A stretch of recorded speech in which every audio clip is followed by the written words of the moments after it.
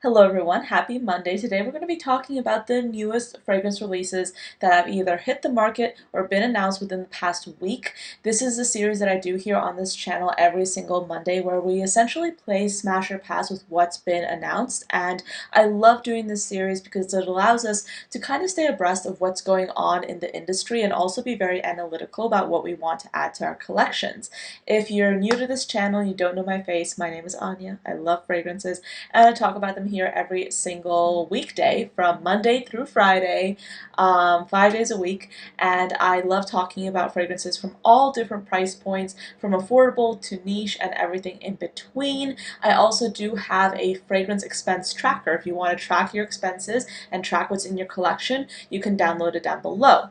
So yeah, I do have quite a few really interesting new releases, so let's get on into the video. Okay, so not gonna lie, I am extremely excited about this first release. If you're a fan of gourmand, if you love desserts, this is one to keep an eye out for. This is from Chabaud. This is a Parisian brand. I first smelled them actually in Jousset in Paris, and essentially they release a lot of really interesting gourmand perfumes, but they're not like syrupy, sweet, or overbearing gourmand fragrances. They're more like light touches of really delicious and photorealistic gourmands.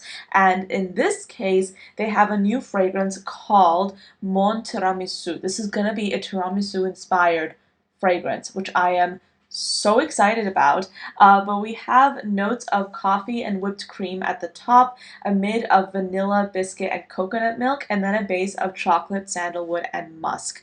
I am not a big sweets person, but when it does come to the kind of like cake that I tend to go for, I tend to love a good tiramisu, and I don't think I've ever really smelled a tiramisu inspired perfume before. So this will be really fun to try out. I'm really actually looking forward to potentially trying this. And yeah, it sounds absolutely amazing. I feel like sometimes, tell me if you feel the same way or if you can't relate, also share, but I sometimes want to have a gourmand element to my fragrance, but I sometimes I don't always want to smell it like all the time. Sometimes fragrances can be a little bit too sweet, a little bit too overbearing, and that's when I tend to kind of balk at it. Um, yeah, so I feel like this is like the perfect in between. So you have like your gourmand notes, like the whipped cream, the chocolate, but then you have the coffee in there to add some to cut through some of that sweetness, and the biscuit. Like I am so excited for this, and if you love tiramisu, I feel like this is worth checking out. Okay, so there's this other brand that I've never seen before. They're called Annayake, and they have two new releases, Mood for Harmony for women and Mood for Harmony for men. So the women is going to be the white bottle. This is going to be a white floral iris perfume with top notes of iris, violet leaf, and red berries, a mid of honeysuckle, heliotrope, and balsamic vinegar, and then a base of ambergris, vanilla, rice powder, and musk. On the other hand, the masculine version will have notes of orange blossom, juniper berry, apple leaf, and iris at the top, a mid of frankincense, ambergris, and leather, and then a base of sandalwood, vanilla, and musk. It looks like this is a brand that's based in Japan, and they were established in 1988. So they're a designer house based in Japan. So yeah, I'm not like super familiar with them, but it looks like they've been releasing fragrances for quite some time now. If you're familiar with Japanese fragrances, feel free to share what your experience has been with this house if you've had it. But yeah, this looks really, really cool. And I would say this, out of the two, the one that I'm most looking forward to, or the one that the one that I have on my eye on the most is definitely the feminine version, with the rice powder, the violet, or rather the iris and the honeysuckle. I love those notes. The only thing that's making me kind of like be a little bit careful is the addition of balsamic vinegar. I don't know how that will be. I'm kind of curious to smell it if I get an opportunity to, but I do like the bottles. Like they look very minimal but also like very artistic, and yeah, I will say this, something that I've appreciated more and more is when brands come out with opaque bottle designs. I think that's like pretty considerate considering the fact that we all want our fragrance to last as long as possible, and like the number one thing that will impact your fragrance is light. And I like when brands have like either a tinted bottle or like a solid color. I know that some people don't like that because then you can't really see how much of a dent you've made in the fragrance. But now that I think of it, I feel like a happy medium is to have like a tint to it. But in this case, these look opaque. But in general, I'm curious about this brand and I'll be interested in learning more about it. So the next fragrance is from a brand that I don't usually like, but some of you might really enjoy this one. This is called Fig Me Up, and this is a new launch by Mancera.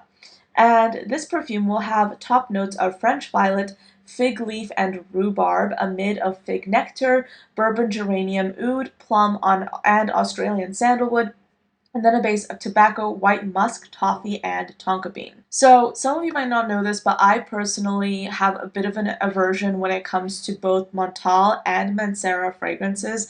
I kind of lump them in the same category. I believe they're under similar ownership, but when it comes to Mancera fragrances in particular, some of their fragrances I kind of like, but like most of their perfumes, I don't really see me having them in my collection at all. It's just not a scent profile, or it's not a brand DNA that I resonate with. So that's why I'm not like ever really super excited about any of the new Mancera releases, but I know this is a really popular house. So yeah, I mean, if you're interested in these notes and you already love this perfume brand, this might be a good one for you, but for me, it's just not something I'm looking for right now.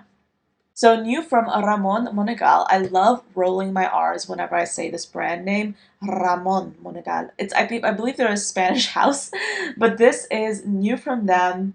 This is already available. It's called Love Reaction. This is what it looks like. It comes in a bright red bottle with a white cap.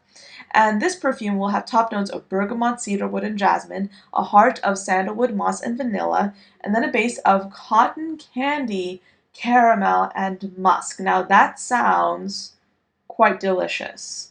It's supposed to be like oh, this is interesting.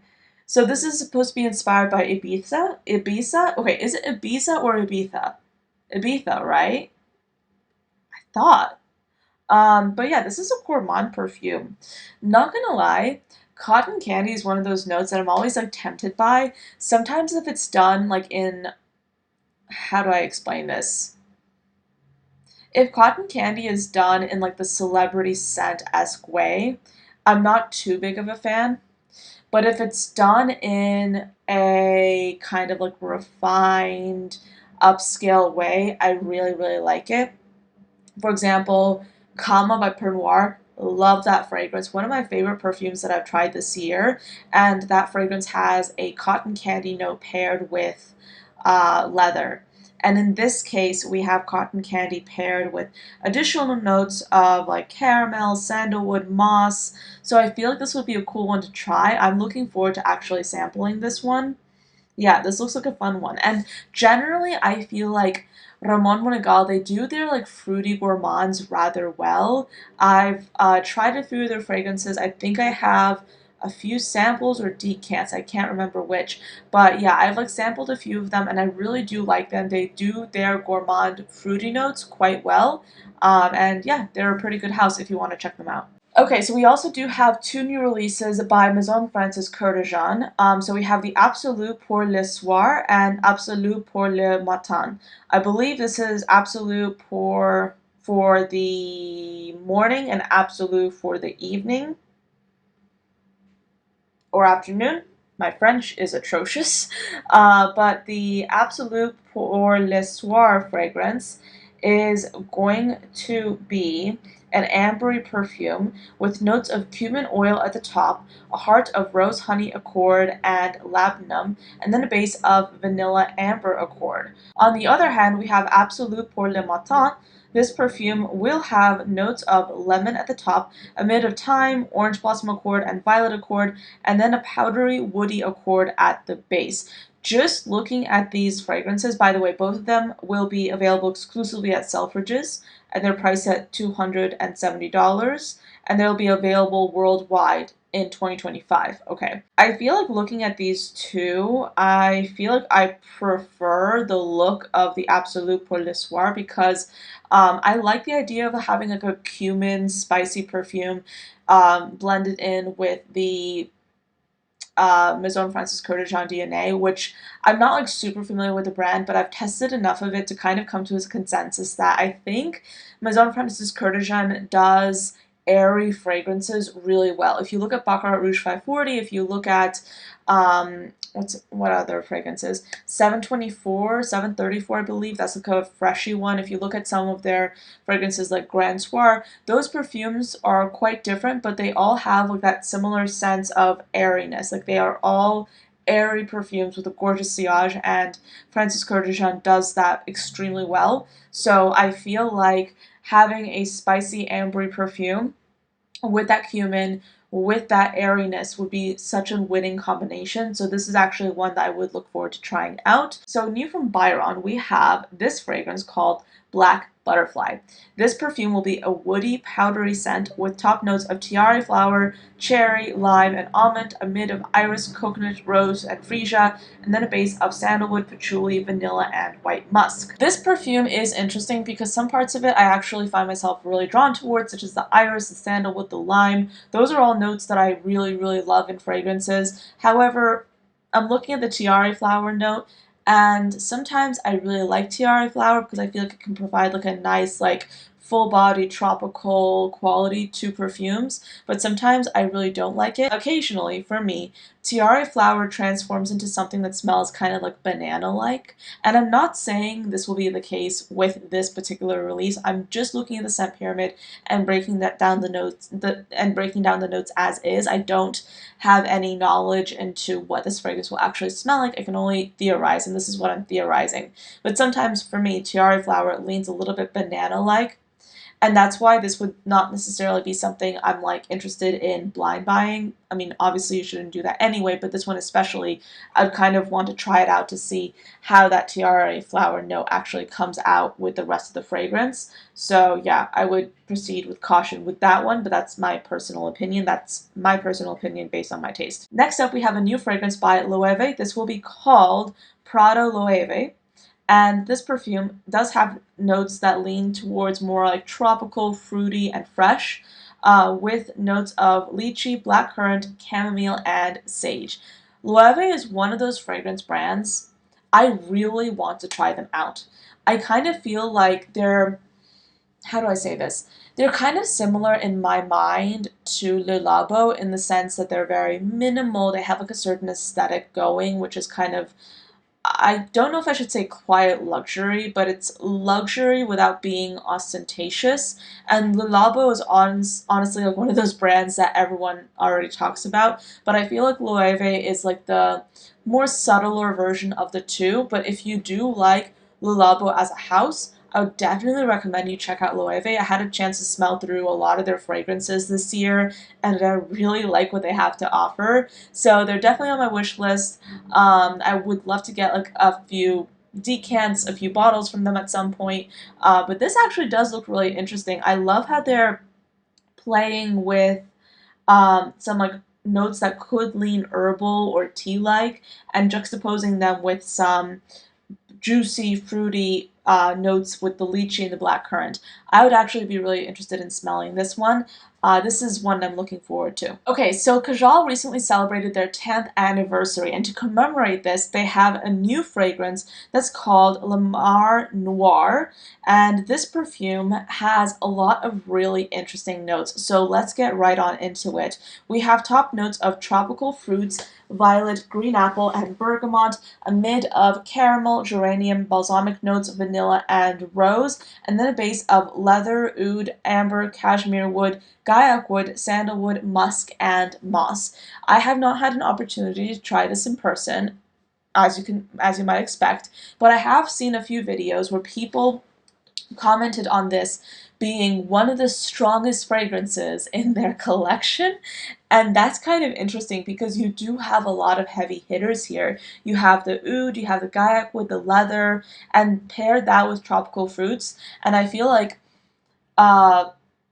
the Kajal brand, when it comes to their fruity fragrances, they really amp up the fruits, and I think that this will be a very interesting fragrance to try out. I'm curious about it because I feel like, I mean, everyone's saying it's going to be a bomb of a fragrance, like in terms of beast mode, intense, and I do love leather perfumes, like especially fruity leathers. Like that's my thing. Like I love that. So I would be interested in trying this out personally. One of my favorite brands is releasing two new fragrances, and I believe I've had the opportunity to smell both of them before, and I wanted to also show you what I have from this brand so far because when I tell you, they're genuinely so underrated, and it's crazy how so many people don't know about this brand, but I truly, truly love their perfumes. I'm talking about Reinvented. So Reinvented has two new releases, Ethereal Soul and Ode to Psyche. From this brand so far, I have Epiphany, which was the fragrance that made me fall in love with the brand. Oh my gosh, like I smell this and I fall in love with this perfume all over again. If you like lime, if you like incense, if you like soft, spicy, this is brilliant. There's also a gorgeous rose in here. This is a masterpiece of a perfume. Like this is amazing. Anyone who likes unisex, incensey, citrusy perfumes needs to try this. Like this is gorgeous. And then the other one that I have from them, like I mean, I'm literally showing these to you because I'm like, you have to try them out. The other one that I have from them is called Pheromones, and this was actually very generously gifted to me by the brand. I really loved the brand before they even gave this to me, but I had the opportunity to interact with them even more at Essence, and they gave this to me as a gift, and boy oh boy, does this smell amazing. This is like luxury. Oh my gosh, this smells like a little bit fruity, aromatic. The way that Reinvented does their fragrances, they really know how to blend these perfumes very well to the point that you can't really smell the individual notes. Me personally, I can smell the accords. Like I can smell something like more aromatic, like a little bit floral. But yeah. Anyway, I'm kind of going off on a tangent. Let's actually talk about what they've released. And I've smelled these perfumes before, and I actually do have my favorite. So yeah, let's talk about Ethereal Soul first, because I actually do think this will be the most popular one. So this is going to be a fruity, irisy perfume with top notes of bergamot, lemon, and cherry, a mid of blackcurrant, raspberry, iris, freesia, and jasmine, and then a base of amber, moss, and musk.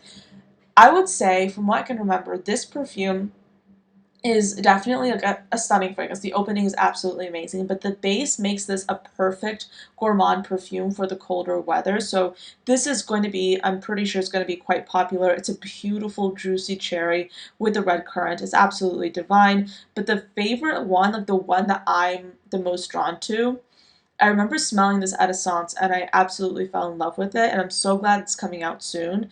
But this is called Ode to Psyche. This is a woody aromatic perfume. In many ways, this could be considered, I guess, like a unisex perfume. And I'm drawn to a lot of these aromatic accords. So we have top notes of geranium, pink pepper, and juniper, a mid of cedarwood, cashmere wood, and patchouli, and then a base of vetiver, white musk, and amber. When I smelled this, it was such an interesting, like elegant, smooth perfume.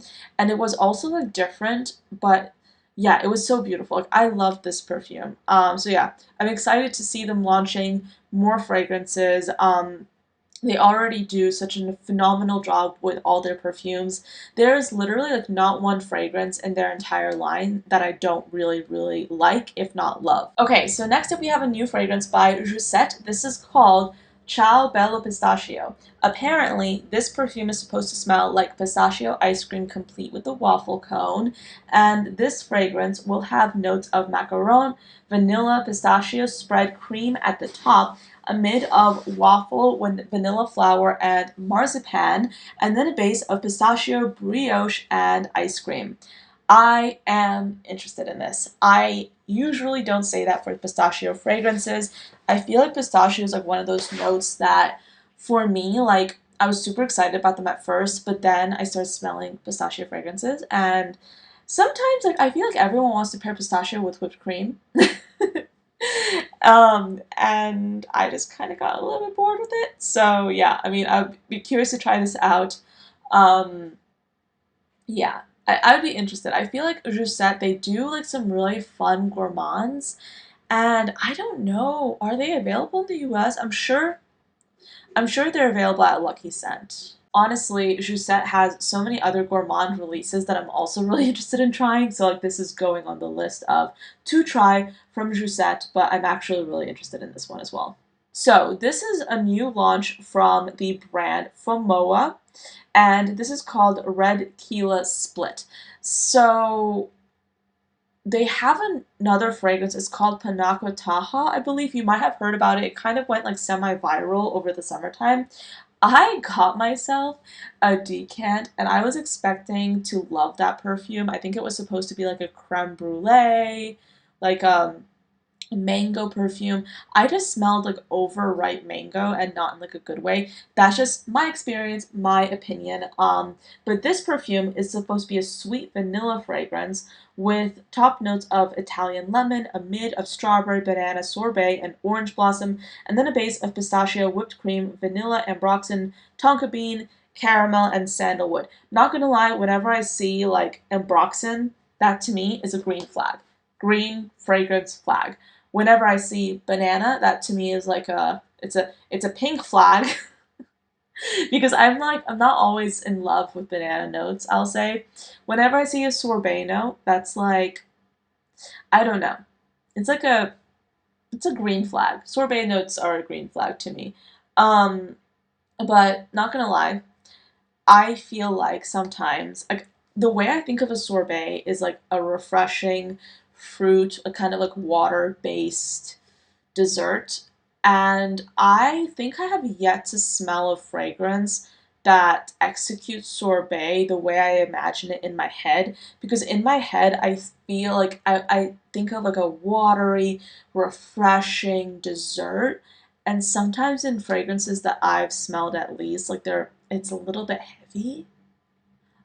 So yeah, the feedback that I've seen from this online is a little bit polarizing. So some people really love it. Some people think it smells too artificial. So yeah, I think that Panako or yeah, I think that Fomowa is they're one of those brands. I've literally only tried one fragrance from them. So again, this is a work in progress. Like I haven't constructed my general opinion on the brand yet, but from the one fragrance I've tried from them, they do seem a little bit to like push the gourmandness a little bit too much. So I feel like with this brand in general, there's certainly a try before you buy, like absolutely, because with what I'm seeing online, I think it's a little bit of a polarizing brand. So I definitely would suggest either sourcing a discovery set or trying to get some samples. Because this is not going to be like a blind buy safe perfume, and I feel like with the banana note, I might not like this. Like I am looking at this and the banana note, I think I don't there's only one perfume that I love that has banana, and that is Buon Talenti by Profumo Differenzi. That is a gelato inspired fragrance with a bunch of fruits, including banana. That's the only time I have said I love a perfume and it had banana in it. All the other banana fragrances I've smelled, I either have to be in the mood for or I just don't have them in my collection. So there you go. Next up, we have a new fragrance by Gritti. This is called Hysterica. Okay, this is like me nitpicking, but am I the only one that thinks that the word hysterica has a negative connotation? If you're like a native English speaker, or even if you're not, just let me know in the comments because as someone who grew up speaking English, I feel like here in the US, I feel like hysterica has a negative connotation when it comes to women. So that's why I'm kind of like, do I want to get this? Apparently, it's inspired by the people who are bold and dare to stand out and show their colors. So yeah, but the fact that this is like hysterica is kind of like It makes me a little bit nervous, but this has top notes of honey, plum, and white pepper, a mid of tuberose, bubblegum, and gardenia, and then a base of liquor, vanilla, rosewood, and benzoin. Not gonna lie, I want to smell this fragrance just because I'm so curious about how the notes of white pepper, bubblegum, and liquor will go together. Very curious, very interested in potentially finding out about this. Yeah, this does seem like an interesting launch. I'm just like, I feel like, am I overreacting with that name? With my like reaction to the name? Tell me what you think. Tell me what you think. Am I overreacting? I'd be curious to find out your perspective. But yeah, just based on the notes, it seems like something I really would like. I would actually look forward to trying this out. Not necessarily buying it blind, obviously, but just trying a sample because the notes seem so out there and expressive and interesting. So this is one I'd actually be curious in trying out. Next, we have a new perfume by Alfred Richy. This is called Dacha. This is a perfume with top notes of fruity notes, white peach, and citruses, a mid of O-word notes, this is literally what Fragrantica says, and amber, and then a base of dry wood, vanilla, ambergris, and white musk. So Dacha is like the Russian way of saying country house.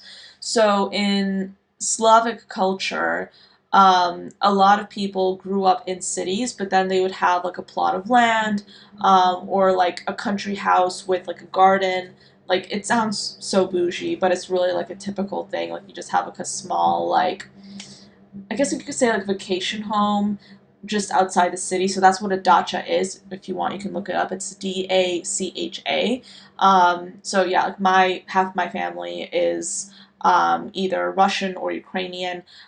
So I used to grow up going to those all the time. So I kind of like I get what they're going with this. If I'm correct, I think that they're inspired by dachas, and I think yeah they have like a nesting doll in there, so that does make sense. Um, and I see what they're trying to go for when it comes to this fragrance because that's like a dacha is where you have like your fruit trees is where you grow things. So I see where they're going with when it comes to the fruity notes, the citruses, the white peach, and these houses are like these country houses are often like a little bit older. They're built with wood, so wood or I think concrete. Like yeah, like those kinds of houses.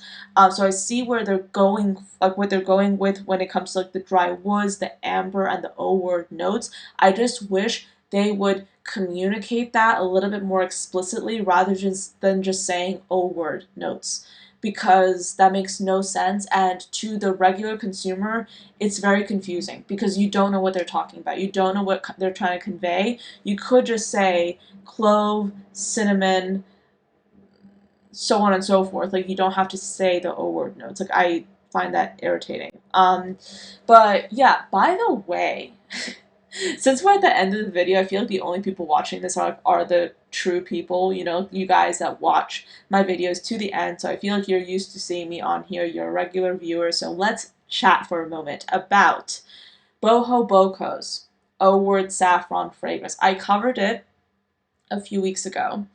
And if you follow me on TikTok, if you don't follow me, you definitely should because I'm able to like release content very quickly out there. So like if anything is trending in the perfume space and I want to comment on it, I usually make a video and release it rather quickly. Here on YouTube, I pre-film all of my content, so I'm not able to be as reactionary. On TikTok, I am. So if you want to see more different content from me, check me out on there, and on Instagram actually.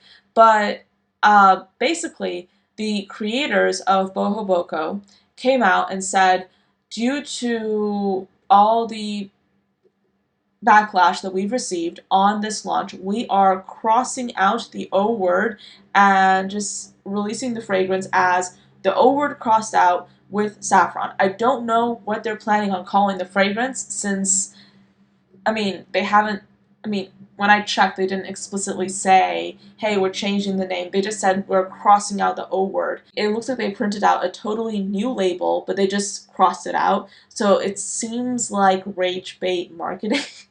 And I don't know if that's the right term for it, but that's basically what I'm going to say it as. And I filmed a TikTok video where I basically said, I feel like we've all been punked because it's 2024. They're a brand that has some sort of a presence here in the US, and I would say after going to Europe and also talking to people about fragrance there and coming to the US or being in the US and hearing what people have to say about fragrance here, European brands are far more likely to use the O word than American brands, or brands that have more of a presence in Europe are far more likely to use that word than brands here in the US. So, in my personal opinion, I definitely think they were trying to raise hype. They were trying to raise controversy around these fragrances so they could go back and act as if they're a righteous brand that totally owned up to their mistake and corrected it, but still has the word there that generates some kind of controversy. That's my opinion.